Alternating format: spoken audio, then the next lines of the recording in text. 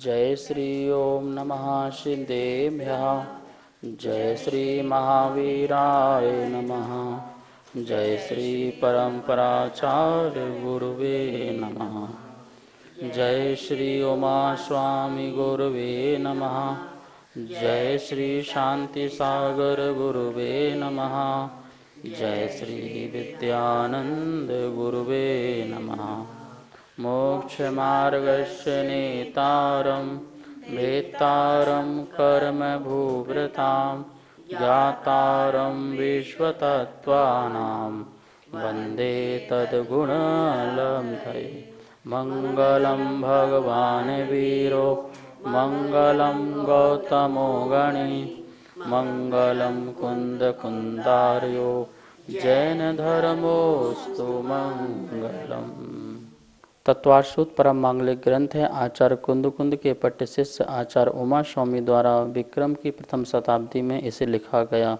संस्कृत इसकी भाषा है, सूत्रात्मक इसकी शैली है, 10 अध्यायों में विभाजित है, 7 तत्वों का वर्णन है। हम सभी लोग तृतीय अध्याय में जम्बू द्वीप में पाए जाने वाले कुलाचल क्षेत्र, सरोवर, कमल, उसमें बहने वाली नदियाँ और अनेक प्रकार की उनके विस्तार आदि के बारे में जानकारी ली थी।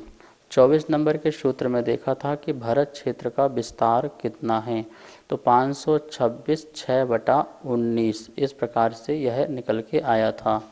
इसमें जो बटा शब्द है कहाँ से लेना है, जो सूत्र में भागहा शब्द दिया है भागहा, तो उससे लेना है। भाग मतलब वहाँ बटा करना है। 6/19 एक योजन के 19 जितने भाग हैं उस भाग में से 6/19 जो है यहाँ इसको ग्रहण करना है। तो इस प्रकार से भारत क्षेत्र का विस्तार हुआ। अब भारत क्षेत्र के बाद फिर पर्वत है, फिर क्षेत्र हैं, फिर पर्वत हैं, तो उनके कितने विस्तार हैं, तो आचार्य भगवान 25 नंबर के सूत्र से यह बता रहे हैं कि आगे क्षेत्रों का और पर्वतों का क्या विस्तार है। आइए पहले अपन सूत्र का उच्चारण करते हैं और इसके बाद इसका अर्थ समझते हैं। सूत्र नंबर 25। तद द्विगुण द्विगुण विस्तारा वर्षधर वर्षा विदेहांतः। एक बार पुनः तद द्विगुण विस्तारा वर्षधर वर्षा विदेहांतः। इस प्रकार से ये सूत्र का उच्चारण हुआ। अब इसका अपन बोर्ड के माध्यम से अर्थ को समझते हैं। तृतीय अध्याय का सूत्र नंबर 25वां है। देखिए क्या लिखा है। तद द्विगुण विस्तारा वर्षधर वर्षा विदेहांतः। ये सूत्र का उच्चारण है। तद उससे, किससे, उस भारत क्षेत्र से जो अपन ने 24 नंबर सूत्र में पढ़ा था। भारत क्षेत्र का विस्तार 526 6/19। उस भारत क्षेत्र से द्विगुण दूना दूने दुगने विस्तार वाले हैं। क्या विस्तार वाले हैं? वर्षधर और वर्षा, दो बात कही है। वर्षधर किसको बोला था? कुलाचल को, पर्वत को। और वर्षा मतलब, वर्ष मतलब क्षेत्र, ठीक है ना। वैसे वर्ष का अर्थ है क्षेत्र, और वर्षधर क्या हो गया? उस क्षेत्र में को धारण करने वाला पर्वत, तो वर्षधर हो गया। उसका नाम क्या बन गया? वर्षधर। तो पर्वत और क्षेत्र कैसे हैं? दुगने विस्तार वाले हैं।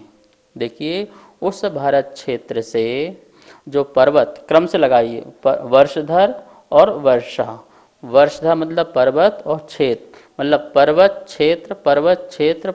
क्षेत्र कैसे हैं? भरत क्षेत्र से दुगने विस्तार वाले हैं। आगे जाकर के दुगने आप करते जाइए एक दूसरे से, तो वह उनका विस्तार सामने आ जाएगा। पर कहाँ तक दुगना करना है?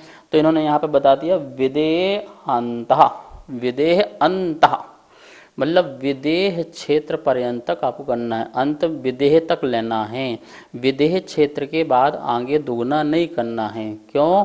क्योंकि जैसा दक्षिण भाग में व्यवस्था है, वैसी उत्तर भाग में व्यवस्था है जम्बूद्वीप में। इसलिए अपन को कहाँ तक ले जाना है, विदेह क्षेत्र तक दुगना दुगना करते हुए इस विस्तार को ले जाना है। इस प्रकार से यहाँ पर अपन ने इस सूत्र के माध्यम से सूत्र का अर्थ देखा। जम्बूद्वीप की यह संरचना आप देख रहे हैं, और अपन ने देखा था ये भरत क्षेत्र है, ये पर्वत है, फिर एक क्षेत्र है, फिर पर्वत है, फिर एक क्षेत्र है, फिर पर्वत है, और ये पूरा क्षेत्र। इस प्रकार से पूरा 6 पर्वत और 7 क्षेत्र थे। और यहाँ जो सूत्र में समझाया गया है कि जो ये भरत क्षेत्र है, ये पूरा का पूरा भरत क्षेत्र है, ये 526 6/19 है। इससे दुगना जो ये वाला जो पर्वत है, ये कौन सा पर्वत, यहाँ देखिए हिम्मन नाम का पर्वत है। क्षेत्र के बाद एक पर्वत आएगा, तो ये हिम्मन नाम का पर्वत है। इस 526/6/19 से दुगना है। और इससे दुगना जो ये वाला जो क्षेत्र है, ये कौन सा हेमवत क्षेत्र है। ये हेमवत क्षेत्र जो है ये इससे दुगना विस्तार वाला है। अब इस हेमवत क्षेत्र से दुगना विस्तार वाला जो ये पर्वत है, कौन सा, महाहिम्मन नाम का पर्वत है, ये उससे दुगना है। ये महाहिम्मन नाम का जो पर्वत है, इससे दुगना जो ये क्षेत्र है, कौन सा क्षेत्र है, हरि क्षेत्र है। ये हरि क्षेत्र उससे दुगना विस्तार वाला है। ये हरि क्षेत्र से जो पर्वत है, कौन सा पर्वत, निषद नाम का पर्वत है, ये उससे दुगना है। और इस निषद पर्वत से जो ये पूरा का पूरा जो विदेह क्षेत्र है, वो इससे क्या है, दुगना। यहाँ विदेह क्षेत्र लिखा हो, देखिए अब पूरा ये विदेह क्षेत्र है, ये निषद पर्वत से दुगना है। इस प्रकार से आप एक दूसरे से दुगना दुगना करते जाइए, कहाँ तक, विदेहांतः, विदेह अंत, जहाँ जिस क्षेत्र में विदेह अंत में हो वहाँ तक ही आपको दुगना दुगना करना है। फिर इसके बाद आपको दुगना नहीं करना है। फिर तो जो ये है वो इसका माप है, जो ये वाला क्षेत्र है वो इस क्षेत्र का माप है। इस प्रकार से ये जो पूरी रचना जो है, ये पूरी की पूरी उत्तर तरफ जो है वो रचना जो है बराबर है, तुल्य है, सामान्य है। ठीक है ना। तो इस प्रकार से यहाँ पर अपन ने ये देखा कि कहाँ कहाँ अपन को दुगना करना है और कहाँ तक दुगना करना है। यहाँ पर आप देखेंगे, यहाँ पर पूरा विस्तार लिखा हुआ है। जो अपन ने दुगना दुगना किया है वो किस प्रकार से दुगना करना है। देखिए, एक भरत क्षेत्र और हिम्मन और हेमवत क्षेत्र, इस प्रकार से क्रम से लिखा है। एक क्षेत्र, एक पर्वत के नाम क्रम से लिखे हुए हैं, और उसके बाजू में ही विस्तार लिखा हुआ है। अब उस विस्तार को अपन को दुगना दुगना कैसा करना है, तो ये चीज़ भी अपन सीख लेते हैं। भरत क्षेत्र में 526 6/19 ये पहला भरत क्षेत्र का विस्तार है। अब 526 को अपन यदि दुगना करते हैं तो कितना हो जाएगा, 1052। ठीक है ना, 1052 हुआ। और 6/19 था, तो 19 तो बढ़ेगा नहीं, क्योंकि वो अपन ने किया है एक वजन के जो 6/19वां भाग किया है, तो 19 नहीं बढ़ेगा। जो उसके ऊपर जो संख्या है, 6 संख्या है, वो 6 संख्या को अपन दुगना कर देंगे, 6 दूनी 12 हो जाएगा। तो क्या निकल के आ जाएगा, जो हिम्मन नाम का जो पर्वत है उसका पूरा जो विस्तार निकल के आ जाएगा 1052 12/19। यहाँ पे लिखा हुआ है, यदि आपके पास कॉपी पेन हो तो आप नोट करते जाइए। फिर इसके बाद हेमवत नाम का क्षेत्र का विस्तार जो है वो 1052 से अपन दुगना करेंगे तो वह 2104 होगा। लेकिन अपन वहाँ पे 1224 को, जो 12/19 था, तो 12 को दुगना करेंगे तो 24 हो जाएगा। वो 19 से ऊपर हो रहा है, इसलिए वहाँ पर एक वजन किस में जुड़ जाएगा, 2105 हो जाएगा। ठीक है ना। तो 2105 5/19, शेष 5 बचेगा, उसका अंश जो है एक वजन वाला, तो इसलिए 5/19। तो जो हेमवत क्षेत्र है उसका टोटल विस्तार निकल के कितना आ गया, 2105 5/19। अब उसके बाद एक महाहिम्मन नाम का पर्वत है, वो इससे दुगना विस्तार वाला है। तो अब 2105 5/19 को आप दुगना कीजिए, तो 2105 को यदि दुगना करोगे तो कितना हो जाएगा, 4210। और 5/19 में जो 5 उसको दुगना करेंगे तो कितना हो जाएगा, 10। तो 10/19। इस प्रकार से वहाँ महाहिम्मन नाम का जो है विस्तार हो जाएगा। हरि, इसके बाद हरि क्षेत्र आएगा। तो हरि जो क्षेत्र है उसका विस्तार कितना होगा, तो आप 4210 को दुगना कीजिए तो कितना हो जाएगा, 8421 20 होगा, क्योंकि अपन वहाँ पे 10 दूनी 20 करेंगे तो वहाँ पे फिर 19 से ऊपर हो जाएगा। तो एक वहाँ शेष बचेगा, एक वजन यहाँ जोड़ लिया जाएगा, तो कितना हो जाएगा, 8421 हो जाएगा। और यहाँ 1/19 19 भाग हो जाएगा। इस प्रकार से हरित क्षेत्र हो गया। निषद पर्वत में क्या होगा, तो हरित क्षेत्र पर्वत से दुगना होगा, तो निषद का कितना माप निकल के आ जाएगा, 16,842 16,842 निकल के आया, और एक का दुगना कर लेंगे 2/19, ये विस्तार निकल के आ जाएगा। और निषद जो पर्वत है उसका दुगना करेंगे विदेह क्षेत्र के लिए, तो उसका विस्तार कितना निकल के आ जाएगा, 33,684, 4/19, 2 का दुगना 4 हो जाएगा, 4/19। इस प्रकार से अपन ने विदेह क्षेत्र तक क्या किया, अपन ने इसको दुगना दुगना दुगना करते आए। अब इसके बाद जो नील है, रम्यक है, रुक्मी है, हिरण्यवत वर्ष है, शिखरी है, अरावत वर्ष है, इसको आप क्रम से घटते घटते क्रम आधा आधा करते जाइए, तो वहाँ तक आपका सेम टू सेम जो दक्षिण जम्बूद्वीप का विस्तार था उतना ही विस्तार निकल करके आपका उत्तर जम्बूद्वीप का भी विस्तार निकल करके आ जाएगा। इस प्रकार से अपन दुगना दुगना करते गए विदेह क्षेत्र तक। यहाँ पर आपके पास लिखा हुआ है स्लाइड में, और आपने इसको नोट भी कर लिए होंगे। इसका क्रम बिल्कुल यही है। आपको जो 6/19 आदि है तो उसमें इतना ध्यान रखना है, 19 से संख्या ऊपर जाती है तो आप उसको योजन में ले जाएंगे, और जो शेष बचेगा उसको वहाँ पर लिख लेंगे, तो आपको कहीं भी दिक्कत नहीं आएगी कि इसको कैसे कैसे दुगना दुगना करना है। इस प्रकार से यहाँ पर अपन ने पूरे क्षेत्रों का और पर्वतों का विस्तार इस सूत्र के माध्यम से देखा। आचार्य श्री नमोस्तु, वर्ष और वर्षधर में क्या अंतर है? सूत्र में जो वर्ष और वर्षधर आया है, इसका जो अर्थ है, वर्ष मतलब क्षेत्र, जैसे भरत क्षेत्र, ऐरावत क्षेत्र, विदेह क्षेत्र, तो एक स्थान का जो विस्तार होता है उसको क्षेत्र कहते हैं। तो इसलिए इसका नाम भरत क्षेत्र, ऐरावत क्षेत्र इस प्रकार से पड़ता है। देश को भी बोलते हैं, जैसे भारत देश, इस प्रकार से भरत देश ऐसा बोल सकते हैं, ठीक है ना। और वर्षधर, उस वर्ष उस क्षेत्र में धारण करने वाला, रहने वाला जो पर्वत है तो उसको बोलते हैं वर्षधर। तो पर्वत का नाम हो गया वर्षधर और जो क्षेत्र का नाम हो गया वर्ष। इस प्रकार से सूत्र में ये दोनों का अर्थ अपन को समझना है। और अपन यहाँ पर जम्बूद्वीप में यही पढ़ रहे हैं कि क्षेत्र और पर्वत, तो इसलिए आचार्यों ने इसको वर्षधर वर्ष कहकर के हमको समझाया कि इसको आप आगे आगे दुगना करते जाइए। तो इस प्रकार से अपन ने भरत क्षेत्र की, ऐरावत क्षेत्र की व्यवस्थाएं भी देखी और जो अन्य क्षेत्र हैं उनके बारे में जाना। अब अपना जम्बूद्वीप में जो विषय रह गया विदेह क्षेत्र, कि विदेह क्षेत्र हम नाम बहुत सुनते हैं कि हमें विदेह क्षेत्र जाना है, हमारा कल्याण हो जाएगा, क्योंकि वहाँ पे तो तीर्थंकरों का सद्भाव पाया जाता है। समोषण में जा कर के हम वहाँ पर उनकी दिव्य ध्वनि सुनेंगे, अपना कल्याण करेंगे, अपनी आत्मा को परमात्मा बनाएंगे। ऐसे कितने लोग हैं, सभी लोग चाहते हैं कि हम विदेह क्षेत्र जाएं और विदेह क्षेत्र में जा कर के हम वहाँ पर भगवान का दर्शन करें, उनसे ज्ञान लें और उनकी दिव्य ध्वनि को सुन करके हम तत्व का चिंतन करके भेद विज्ञान पूर्वक कर्मों की निर्जरा करें। इस प्रकार से हर किसी का विचार होता है। तो आज हम अब इससे विदेह क्षेत्र के बारे में, कहाँ पर विदेह क्षेत्र की जम्बूद्वीप में स्थिति है और उसकी क्या संरचना है और क्या उसकी रूपरेखा है, इसके बारे में अपन यहाँ चित्रों के माध्यम से समझेंगे। आचार्य श्री नमोस्तु, क्या हम यहाँ से विदेह क्षेत्र जा सकते हैं?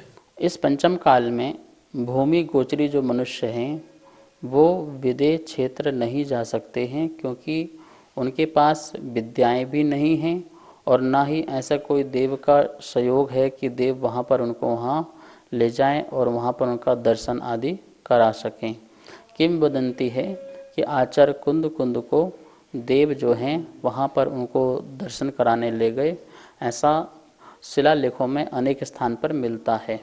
लेकिन शास्त्रों के अनुसार पंचम काल में कोई भी यहाँ से मनुष्य जो है जा नहीं सकता है। विद्याधर मनुष्य हों वो जा सकते हैं, वो दर्शन कर सकते हैं, लेकिन भूमि गोचरी जो मनुष्य हैं उनके पास कोई विद्याएं नहीं होती हैं, तो इसलिए वो यहाँ से नहीं जा सकते हैं। हाँ, कोई देव राग के वशीभूत होकर के उनको यहाँ से ले जाए और ले जा सकता है, लेकिन अभी तक इस प्रकार से कोई प्रकरण सुनने में हमें नहीं मिला है। और यदि हम सोचे कि चलो मनुष्य भाव में यहाँ पे ऐसा क्या करें जिससे हमारा जन्म विदेह क्षेत्र में हो, तो देखिए हम जब हमारे जो परिणाम हैं सम्यक ध्रुव यदि परिणाम होते हैं और सम्यक दर्शन के साथ यदि हमारा मरण होता है तो हम नियम से देवगति को ही प्राप्त होते हैं। और यदि हम दान पुण्य आदि करते हैं और यदि हमारे भाव निर्मल रहते हैं तो हम वहाँ भी मिथ्या सहित होकर के जन्म ले सकते हैं। सम्यक सहित तो हम वहाँ पे जन्म नहीं ले सकते, पर मिथ्या सहित जाकर के वहाँ पर जन्म हो सकता है, इसमें कोई बाधा वाली बात नहीं है। लेकिन अभी हम साक्षात जाना चाहें तो वहाँ पर हम प्रवेश नहीं कर सकते हैं, हम अभी भरत क्षेत्र में हैं। अब आइए हम इस विदेह क्षेत्र की थोड़ी सी संरचना को समझते हैं, इसकी रूपरेखा को समझते हैं और जम्बू द्वीप में इसका कहाँ पर अस्तित्व है इसको भी देखते हैं। जम्बू द्वीप के मध्य में यह विदेह क्षेत्र होता है। इसकी जो संरचना देखिए, ये पूरा का पूरा विदेह क्षेत्र है। यहाँ लिखा हुआ है ये विदेह क्षेत्र है जिसमें दो नदियाँ आ रही हैं और ये पूरा जम्बू द्वीप के मध्य में है, ठीक है ना। 3 क्षेत्र उत्तर तरफ हो जाते हैं, 3 क्षेत्र जो हैं वो दक्षिण की तरफ हो जाते हैं। इस बीच में जो ये विदेह क्षेत्र है इसी में ही विद्यमान तीर्थंकर जो होते हैं वो इसमें रहते हैं। इसी में सुमेरु पर्वत होते हैं, इसमें और भी आकृतिम चित्यालय आदि भी होते हैं। तो इसकी जो संरचना है इसमें क्या क्या पाया जाता है, कहाँ कहाँ पर तीर्थंकर होते हैं और कितनी नगरियाँ होती हैं, इसके बारे में अपन थोड़ा सा विस्तार से समझते हैं। तो ये विदेह क्षेत्र की संरचना देखिए, अपन ने बीच का हिस्सा आपको समझाने के लिए अलग से बनाया है। ये देखिए, ये जो पर्वत है ये निषद पर्वत है, आपको पहले पता है। ये नील पर्वत है, ये भी आपको पता है। और ये तिगंछ नाम का सरोवर है और ये केसरी नाम का जो है सरोवर है। इस सरोवर से जो नदी निकल रही है ये सीता नाम की नदी निकल रही है जो जाकर के लवण समुद्र में जा रही है। और यहाँ पर शितोदा नाम की नदी निकल रही है जो जाकर के वहाँ भी समुद्र में जाकर के लवण समुद्र में जाकर के मिल रही है। क्योंकि आपको पता है जम्बू द्वीप को घेरे हुए एक लवण समुद्र है जहाँ पर नदियाँ जाकर के वहाँ पर मिल जाती हैं। इस प्रकार से यहाँ पर इससे एक नदी निकल रही है और इससे एक नदी सीता नदी और इसका नाम शितोदा नदी। अब देखिए इसके कारण आप देखिए कितने पार्ट हो गए, 1 पार्ट, 2 पार्ट, 3 पार्ट और ये 4 पार्ट हो गए। नदियों के कारण यहाँ पर इस विदेह क्षेत्र के अपन ने कितने पार्ट बन गए, यहाँ पर 4 पार्ट बन गए। इसमें जो विदेह क्षेत्र है यहाँ पर 4 गजदंत पर्वत होते हैं। क्या होते हैं? 4 गजदंत पर्वत होते हैं। जो ये बीच में अपन देख रहे हैं सुमेरु पर्वत, जो पहले आपको बताया था कि इसका जो पूरा का पूरा विस्तार है जड़ से और चूलिका तक 1,40,000 योजन की है। 1,000 नीचे पृथ्वी में है, 99,000 ऊपर है और 40 योजन की चूलिका है। तो इस प्रकार से ये पहला जो सुमेरु पर्वत है, आप लोग पंचमेरु नाम सुने होंगे और हर मंदिर में पंचमेरु रखे होते हैं। वह पहला जो मेरु है सुदर्शन मेरु, उसका नाम क्या है? सुदर्शन मेरु। अभी पंचमेरु में पहला मेरु लेंगे बीच वाला मध्य वाला, तो उसका नाम कौन सा है? सुदर्शन मेरु है। और ये सुदर्शन मेरु जो है ये विदेह क्षेत्र में, जम्बू द्वीप के विदेह क्षेत्र के मध्य में यह सुमेरु पर्वत पाया जाता है। अब इसमें जो है 4 गजदंत पर्वत होते हैं, उसकी स्थिति को अपन इस चित्र में देखते हैं। तो यहाँ पर आप देख रहे होंगे 4 गजदंत पर्वत हैं, 2 उत्तर की तरफ और 2 दक्षिण की तरफ। ये अपन को इसको बोलेंगे पूर्व विदेह, इसको बोलेंगे अपन पश्चिम विदेह। ये वाला जो पार्ट है पूरा ये पूर्व विदेह कहलाएगा, ये वाला पार्ट जो है वो पूरा पश्चिम विदेह कहलाएगा। ये दिशा जो है वह नॉर्थ की है, ये दिशा जो है साउथ की है। तो ये वाले जो पर्वत हो गए वो नॉर्थ की तरफ और ये वाले जो पर्वत हो गए वो साउथ की तरफ। ये बीच में सुमेरु पर्वत है। तो ये एक गजदंत पर्वत, दूसरा गजदंत पर्वत जो सुमेरु पर्वत के पास जड़ के पास आकर के मिल रहा है, और एक सुमेरु पर्वत, एक गजदंत पर्वत यहाँ पर है और एक गजदंत पर्वत यहाँ पर। इस प्रकार से एक मेरु संबंधी 4 गजदंत पर्वत होते हैं। इनका नाम गजदंत क्यों पड़ा हुआ है? क्योंकि देखिए जैसे हाथी के जैसे दांत होते हैं वैसे ही आपको ये पर्वत दिखाई दे रहे होंगे। आपने हाथी के दांत कभी बड़े देखे हों बाहर निकले हुए, तो इसी प्रकार से ये पर्वत भी आपको दिखाई दे रहे होंगे, इसलिए इसका नाम क्या पड़ा है? गजदंत पर्वत पड़ा हुआ है। आप देखिए इनके कारण पूरा का पूरा जो है ये जो विदेह क्षेत्र है ये पूरा का पूरा ये 4 पार्ट में विभाजित हो जाता है, ठीक है ना। ये जो नदियां हैं, सीता नाम की नदी है और ये शितोदा नाम की नदी है, ये गजदंत पर्वत के नीचे से जा रही है। एक गुफा है, सुरंग है, उसके नीचे से यह जल की धारा बह रही है और आकर के लवण समुद्र में आदि मिल रही है। अब अपन देखेंगे कि यहाँ की जो भूमि है, ये जो यहाँ पर भूमि है और यहाँ की जो भूमि है, वो भूमि कौन सी भूमि कहलाती है। तो ये जो भूमि है पूरी की पूरी यहाँ की, देखिए आप ध्यान से देखिए, इसको बोलते हैं उत्तर कुरु। कौन सी भूमि है ये? उत्तर कुरु। ये वाली जो भूमि है इसको बोलते हैं देव कुरु। उत्तर कुरु और देव कुरु, यह होती है उत्कृष्ट भोग भूमि। क्या नाम होता है इसका? भोग भूमि अपन ने पढ़ी थी। अपन ने बाकी क्षेत्रों में देखा था, जघन्य भोग भूमि देख लिया था, मध्यम भोग भूमि देख ली थी, पर उत्कृष्ट भोग भूमि कहाँ पर है? शाश्वत वाली जम्बूद्वीप में। तो वो विदेह क्षेत्र में जो दोनों गजदन पर्वत हैं उनके अंदर की जो भूमि है, तो एक तरफ हो गया ये उत्तर कुरु और दूसरी तरफ हो गया ये देव कुरु। इन दोनों के अंदर ही जो है उत्कृष्ट भोग भूमि पाई जाती है। इस प्रकार से यहाँ पर ये चित्र के माध्यम से अपन ने ये गजदन पर्वत और उसके अंदर पाए जाने वाली जो भोग भूमि है उसके बारे में देखा। यह पूरा जो विदेह क्षेत्र है इसमें 32 उपनगरियाँ होती हैं। कितनी नगरियाँ होती हैं? 32 उपनगरियाँ होती हैं। और इन 32 उपनगरियों में पूरी की पूरी एक एक नगरी की जो व्यवस्था है वो भरत क्षेत्रवत है। जैसे भरत क्षेत्र में 5 मिलेच्छ खंड होते हैं, एक आर खंड होता है, एक विजयार पर्वत होता है। इस प्रकार से जो संरचना भरत क्षेत्र की है वैसी की वैसी संरचना प्रत्येक नगरियों की होती है, क्योंकि वहाँ एक एक तीर्थंकर का जन्म वहाँ पर हो सकता है एक समय में यदि अपन माने तो। और वहाँ पर आर खंड में रहेंगे तो 5 मिलेच्छ खंड, तो वहाँ चक्रवर्ती होगा तो वो भी 6 खंड को वहाँ जीतने जाता है, तो वह 60 खंडपति कहलाता है। इस प्रकार से ये विदेह क्षेत्र में 32 क्या होती हैं? उपनगरियाँ होती हैं। 8 नगरियाँ यहाँ पर हो जाएंगी, 8 नगरी यहाँ पर हो जाएगी, 8 नगरी यहाँ हो जाएगी और 8 नगरियाँ यहाँ पर हो जाएंगी। इस प्रकार से 8, 8, 8 और 8 टोटल करेंगे तो कितनी हो जाएंगी? 32 उपनगरियाँ हो जाएंगी। उपविदेह भी कह सकते हैं इसको, पूरा महाविदेह, और उसको बोल सकते हैं उपविदेह। तो 32 नगरियाँ किस प्रकार से बनती हैं तो उसको चित्र के माध्यम से देखते हैं। तो इस विदेह क्षेत्र वन ने बताया था कि 32 उपनगरियाँ होती हैं, वो कैसे कैसे होती हैं अपन यहाँ पे देखेंगे। अपन ने यहाँ पर भी 8 नगरियाँ बनाई हैं और 8 नगरियाँ नीचे बनाई हैं। घबराने की ज़रूरत नहीं है, आराम से देखेंगे तो समझ में बिल्कुल आ जाएगा। यहाँ पर अपन ने बनाया है वन, जंगल, ये पूरा वन है। वन के पास एक ये नगरी है, ठीक है, पहली नगरी। 32 नगरी में से पहली नगरी अपन ने यहाँ बना दी, ठीक है। इसके बाद अब एक देखिए यहाँ पर्वत दिखाई दे रहा है, एक पर्वत, दूसरा पर्वत, तीसरा पर्वत और चौथा पर्वत, मतलब ये वक्षार पर्वत हैं। ये क्या करते हैं? बीच में विभाजन का काम करते हैं। तो 4 पर्वत हैं, 4 पर्वत यहाँ पर हैं, 4 पर्वत यहाँ पर हैं, 4 पर्वत यहाँ पर हैं, 4 पर्वत यहाँ पर। तो कितने हो गए? एक महाविदेह में कितने हो गए? 16 जम्बूद्वीप संबंधी वक्षार पर्वत हो गए, ठीक है ना। अब देखिए यहाँ पर अपन ने जंगल बनाया, ये एक नगरी बन गई बिल्कुल भरत क्षेत्र जैसे।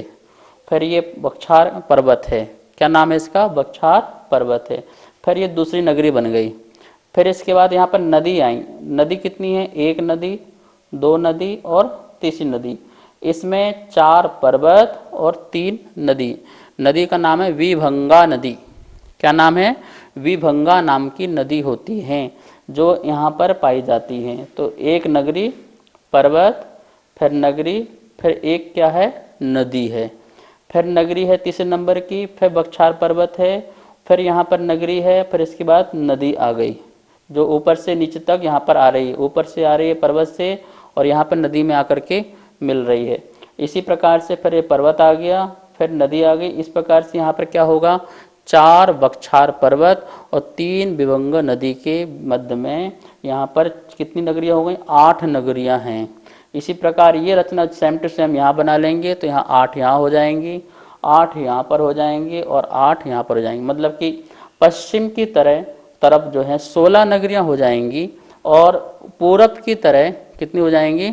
16 नगरियाँ हो जाएंगी। इस प्रकार से 32 जो है उप विदेह या नगरियां वहाँ पर विदेह क्षेत्र में होती हैं, जहाँ पर तीर्थंकर जो हैं एक साथ 32 में भी हो सकते हैं, और नहीं तो कम से कम 4 तीर्थंकर तो यहाँ होंगे होंगे। इनमें से किसी एक में एक, इनमें से किसी एक में एक, और इन 8 नगरी में से किसी में एक, और इन 8 नगरी में किसी में से एक, मतलब 4 तीर्थंकर तो सदा मौजूद यहाँ पर रहेंगे जम्बू द्वीप संबंधी विदेह क्षेत्र में। इस प्रकार से अपन ने अब विदेह क्षेत्र के बारे में थोड़ा बहुत समझा, और जो इसके बारे में जानकारी होगी इसको अपन कल के विषय में और देखेंगे। हम सभी लोग जनवाणी स्तुति करेंगे। जा वाणी के ज्ञान से सूझे लोकालोक, सो वाणी मस्तक धरूं सदा देत हो धोख। हे जिन वाणी भारती तो हे जपो दिन रेन, जो तेरा शरणा धरे सो पावे सुख चैन। सभी को बहुत बहुत मंगल आशीर्वाद। सभी को सादर जय जिनेन्द्र। हमारे पास तत्वार्थ सूत्र के प्रथम अध्याय की पुस्तक छपकर आ चुकी है, जिसमें चित्रों और स्लाइडों के माध्यम से सरलीकरण करके अर्थ समझाया हुआ है, जो आचार्य श्री के श्रीमुख से समझाया गया है। और जो भी महानुभाव इस तत्वार्थ सूत्र की प्रथम अध्याय की पुस्तक को मंगवाना चाहते हैं एवं द्वितीय एवं तृतीय अध्याय की पुस्तकों को छपवाना चाहते हैं, उनके वो नीचे दिए गए नंबर पर संपर्क करें। एवं जो भी पुण्यार्जक बनना चाहते हैं वो भी नीचे दिए गए नंबरों पर संपर्क करें। धन्यवाद। जय जिनेन्द्र।